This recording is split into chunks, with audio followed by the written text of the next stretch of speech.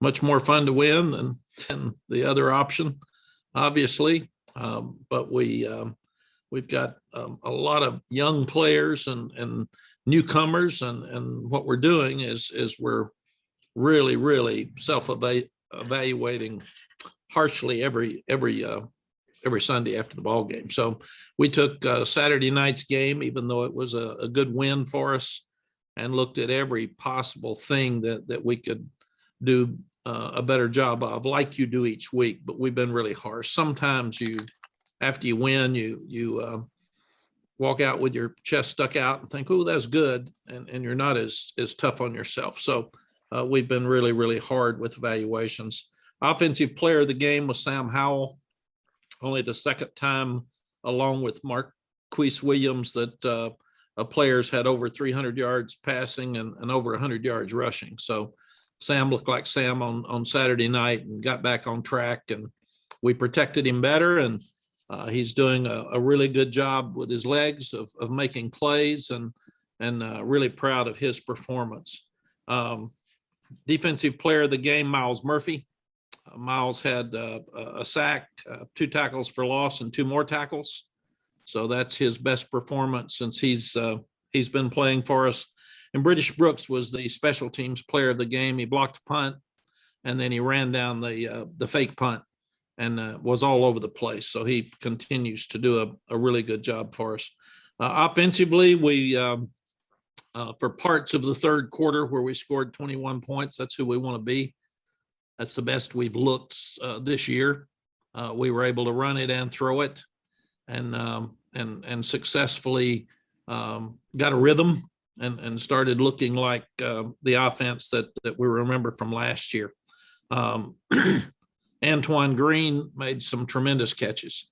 Hopefully this will give him the confidence to step up now, and along with Emory Simmons, take some pressure off of Josh Downs, because Josh just continues to play at a really high level, and he's going to start getting double teams unless the outside guys play.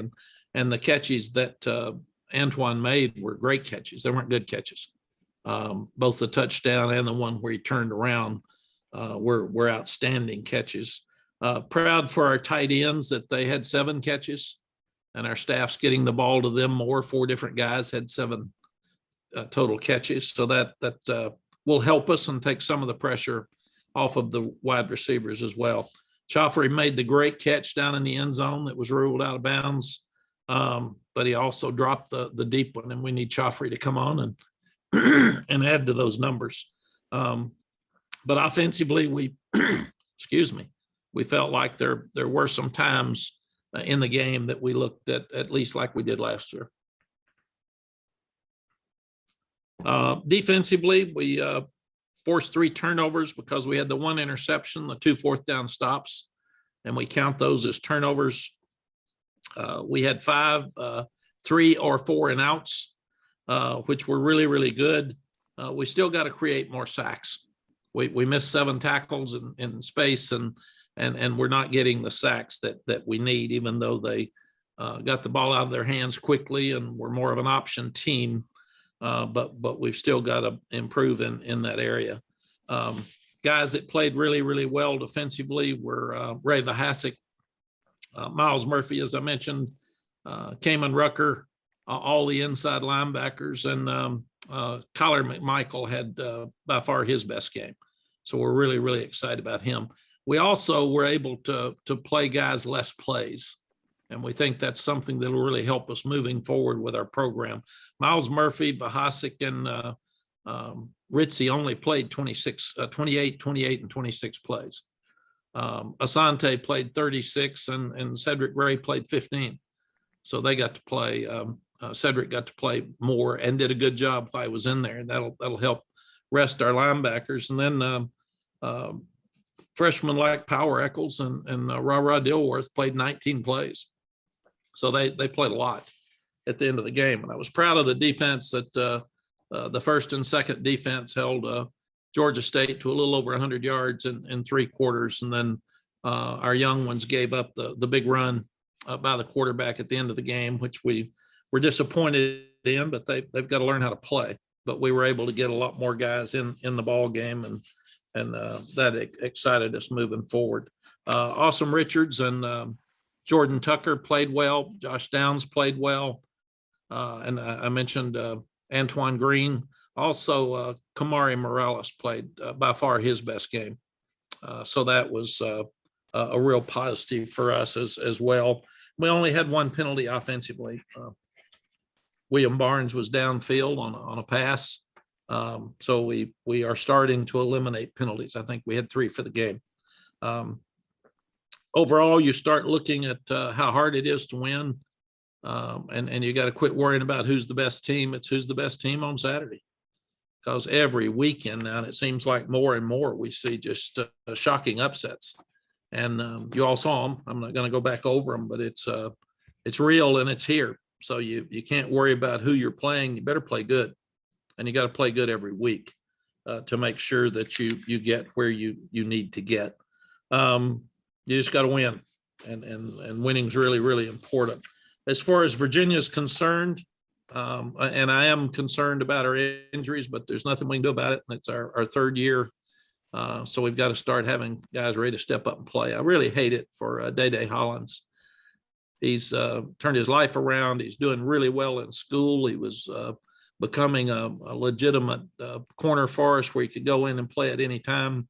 So I hate it for him. I hate it for us as a team, but I even hate it more for him because he's been so positive in everything he's done. Virginia's played really, really well. It's basically the same team that we've played for the last 2 years, with only the quarterback change from last year. Brennan Armstrong played against us last year and did a great job. And he's just a winner. He's tough. He's smart. He can throw the ball well in the pocket, but he can scramble and make plays down the field as well. They've got all 5 starters back from an offensive line that has 121 starts, and they rushed for 210 yards against us last year and held us to 210. So they were more physical than we were, and we had to battle just to hang in the game. And the game for the last 2 years has been good. It's come down to the last drive, and that's the type of rivalry that this is. Just looking at it, it's the South oldest rivalry. We've played Virginia 15 more times than anybody else in the ACC, and both went into the ACC in 1953. I'm not sure why they're not rated higher. They've outscored William and Mary in Illinois 85-14, and they've looked really, really good doing it. And it's the same team back from last year. So again, I think they should be rated higher than they are. Brennan Armstrong's completing 71% of his passes. He's got 7 touchdowns and passing and 2 rushing and 744 yards passing. And they've done a great job with the transfer portal. You start looking at the big tight end, Jelani Woods, 6'7", 270, and they hit him down the middle. And Thompson has been a tremendous player for him, coming from Mississippi State. They play him all over the place. He's played quarterback. He can play wide receiver. He's really a good player. Defensively, again, they held us to 93 yards last year. They had 5 sacks against us. We haven't done well against them in the red zone. We were 0 for 3 2 years ago and only 3 for 5 with touchdowns last year. And again, they've got Nick Mason, Taylor Blunt. They're big. They can run. They are a multiple defense. Because Bronco's got an experienced staff and they do a tremendous job coaching. They get you in 3rd down and long, which we've been in a whole lot. And they're very multiple, and they give you a lot of problems. And they've got 7 starters returning on defense and 8 returning on offense. So it's an experienced team. We'll have our hands full. I did notice we were 9-4 at home after the weekend, and lost to number 1 Clemson, lost to number 2 Notre Dame, lost to App State, and lost to Virginia. So those are the 4 games that we've lost at home in our 2 years and 1 game coming back. Questions? Thanks, Coach. If you have a question, please use the raise hand button. And we will begin today with Mike Barber. Go ahead, Mike.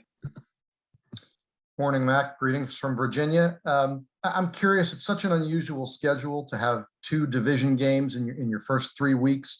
I know it's one game at a time and all those kind of things, but do you warn the guys against putting too much pressure on themselves, or do you talk about how pivotal this game could be, even though it's week 3? Mike, they know it. I mean, these are smart kids on these 2 teams. You don't have to, you have to tell them to take a deep breath and get ready to play. It'll be a great game, but I don't like opening up on the road with a conference game. I wouldn't have done that. That was obviously our league and TV, and especially at a tough place to play.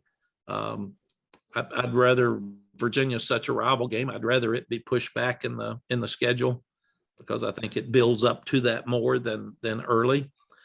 But nobody asked me, so I don't have any input whatsoever. I do feel like that after the opening ball game, we had to quit worry about rankings, and we had to quit worry about conference, and we had to play better and get back on track. So right now we've got enough issues. We're worried about us. We've got to figure out why we're inconsistent in the running game. We got to figure out why we still have sacks, and we're still missing tackles and not getting sacks. So we've got a lot of things we've got to fix, Mike, that we can't worry about. Virginia's playing much better than we are. Thank you. Andrew Jones, excuse me, Andrew Jones, go ahead. Hey, Coach, I think you sort of just hit on about what I'm going to ask you. You said that you had some really hard evaluations coming out of a game like this. The score may camouflage some things that didn't go very well. What were a couple of things that stood out that concern you from this game that were also an issue in the first game as well? Andrew, we screwed up, and we've got expectations entirely too high. When you win 59-17 and people are mad, things have moved on from 2 years ago where we won 2 games. So I do understand that without question. That the questions for me coming off at halftime are, what's wrong? And we were up 24-10. I thought, what's wrong? I'm not sure. We got to look at it. So what we do is there was a stretch on offense in that third quarter. We scored 21 straight points and looked as good as we've looked since we've been here. So I'm really, really excited about that. The defense held them to 100-something yards. Only the one drive in the second quarter, the 75-yard drive, was a really nice drive by them. And I thought we played too many young guys and didn't substitute enough. We've got to be smart. We've got talented young guys, but you can't leave them out there forever. Let them play, let them grow up, and we'll start being able to play them more as the season goes on. But if they're moving the ball on you and those young guys are out there and they're getting a little bit winded, get them out. Get your starters back in the game and let them play. And then I thought our third quarter was the best quarter of football we've played this year. I still don't like the fact that we're not doing well on first downs. I checked it. We've thrown 34 or 32 times on first down, and we've run 32 times on first down. So we've been very, very balanced with our first down calls, but we're going back and looking at every call in the ball game. We're looking at every play in our 2 ball games. And if there is penetration, if there is a run that's less than 4 yards, why? Because a successful run is 4 yards. And we're going back and studying exactly why. We're looking at first down runs against our defense again, so you can try to get to a second long, a third and long. And then you're looking at I didn't mention the kicking game. I should have. We blocked a punt for the first time in 3 years. I thought that was against the rules, the NCAA rules, and we checked it and they said it was okay. So we actually blocked one, but we're not returning them. We still haven't had a punt return, and Josh Downs is a weapon. So we've got to do a better job, and it's basically because we're not holding up their gunners well. So that's a concern. I was really proud of the fact that Georgia State had a tremendous design on their fake punt.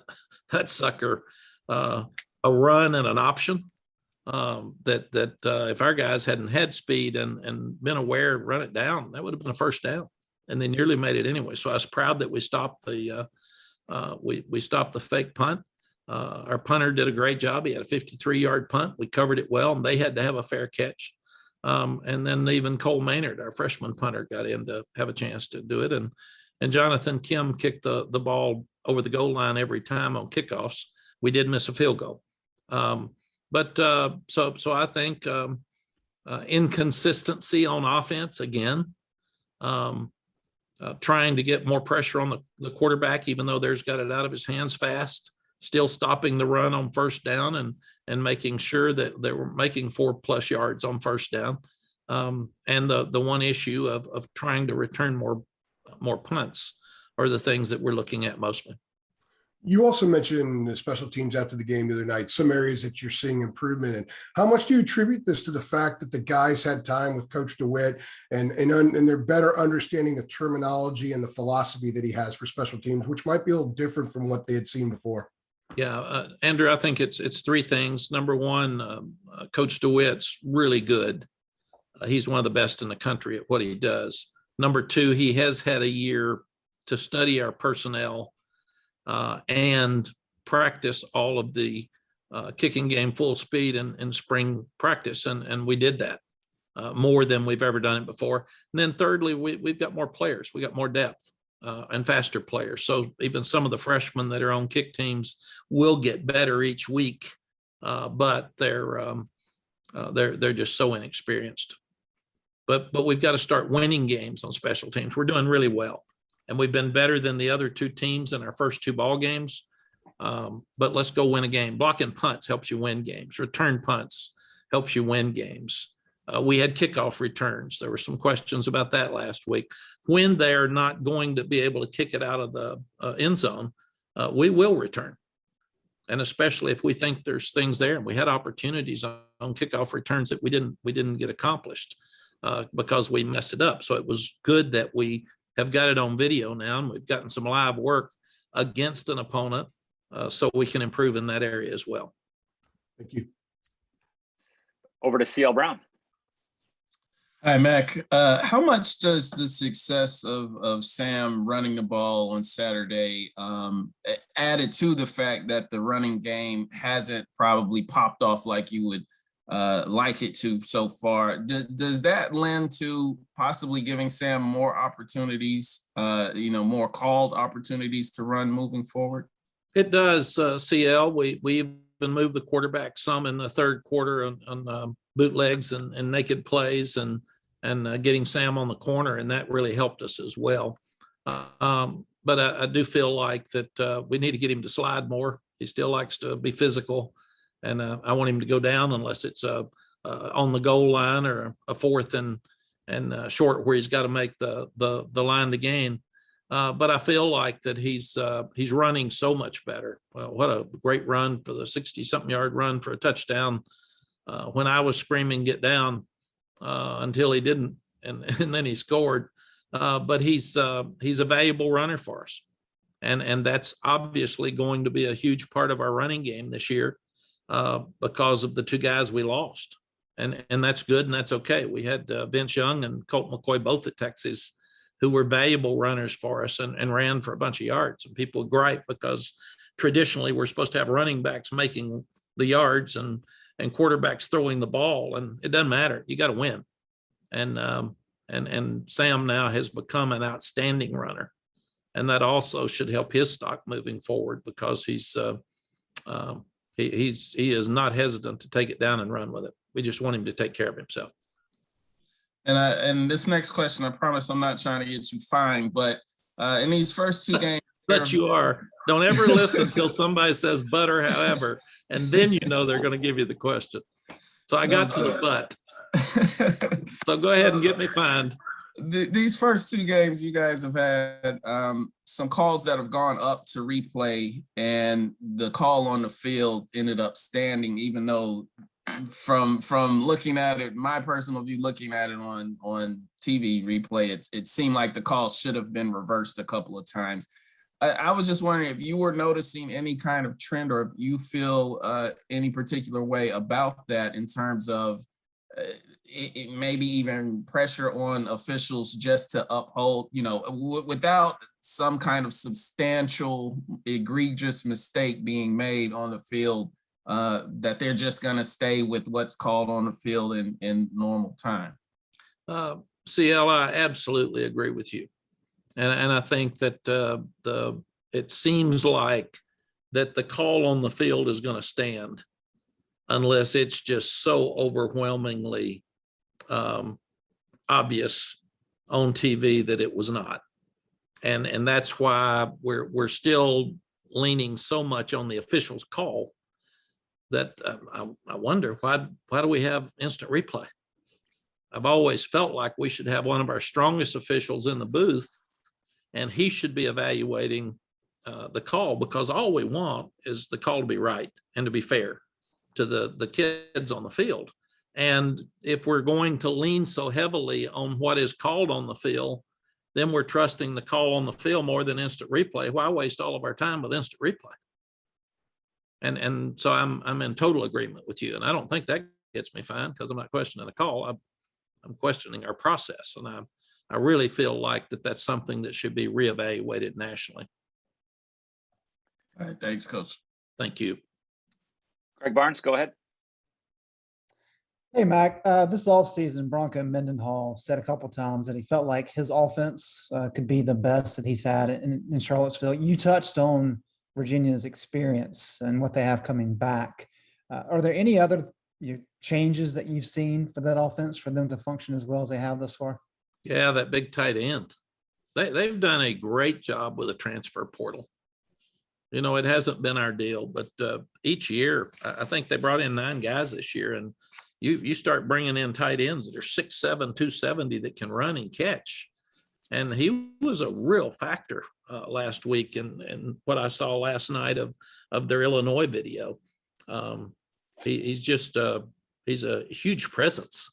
And Brennan's such a good quarterback that he's so accurate that you start getting that big target across the middle, it changes everything. So they bring in a huge target in Thompson. They bring in a huge target in Woods, and that makes a difference.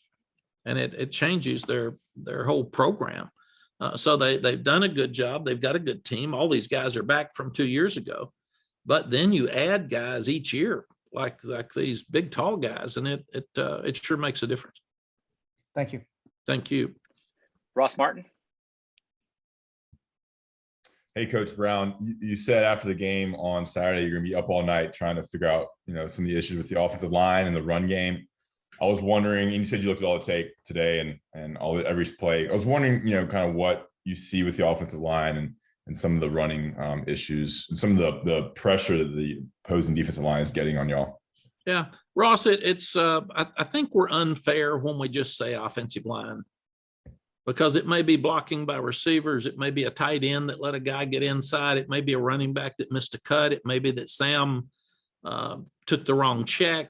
It may be that Sam held the ball too long. So it's so simple for us to say offensive line stunk. Those guys were bad. And then it's not always that. And you can't, I sit down with our offensive staff. I go over every negative play. And I want to see who is it and why is it. One thing Coach Bowden taught me, and he said, don't keep practicing bad stuff. So if something's not working, change it or throw it out.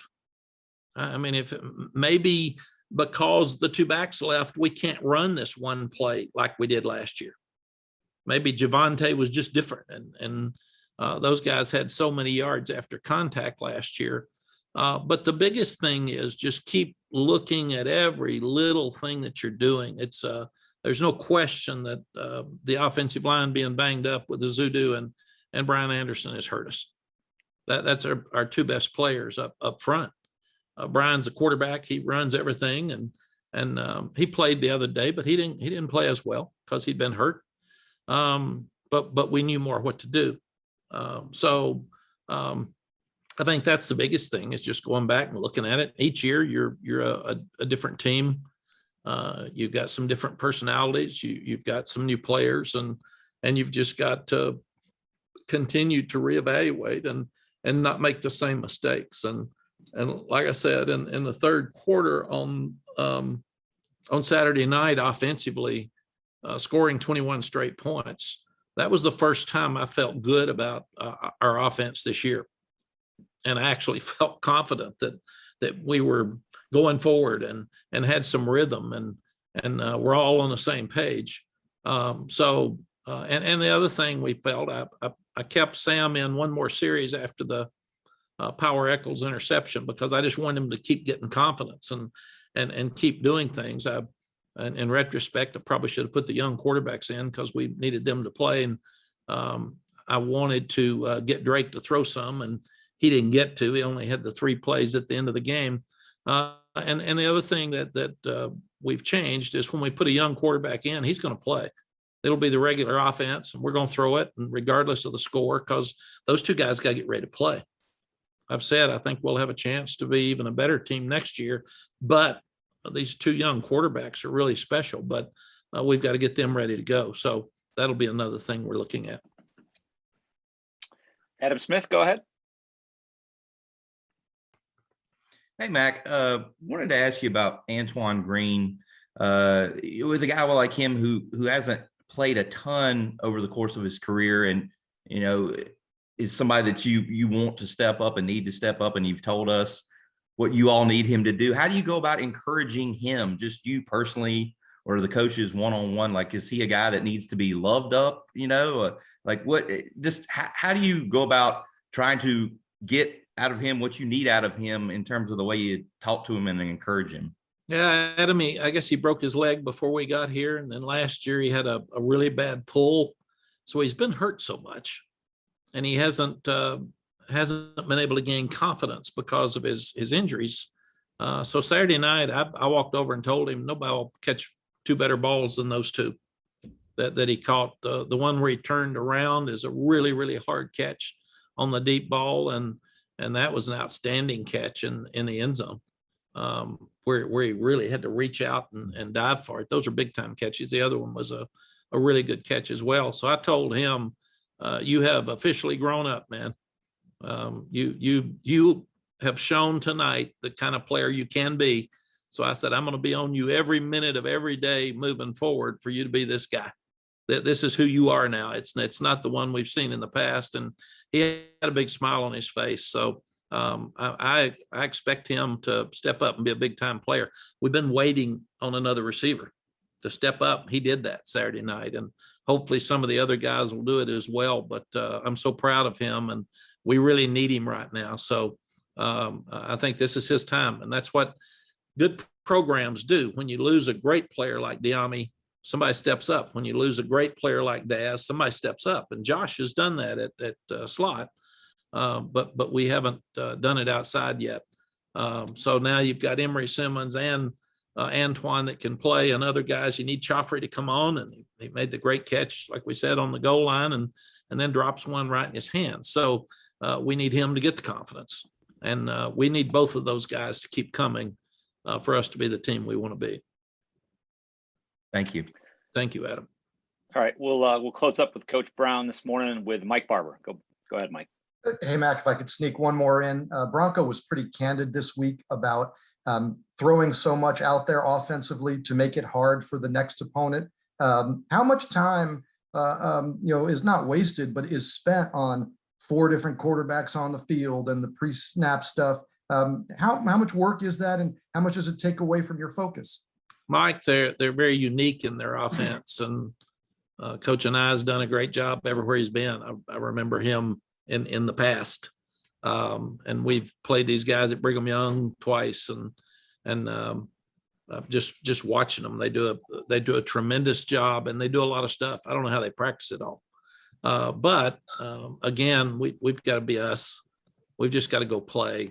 And if you spend all your time trying to chase the eye candy and all the stuff moving around, you're not going to do a very good job.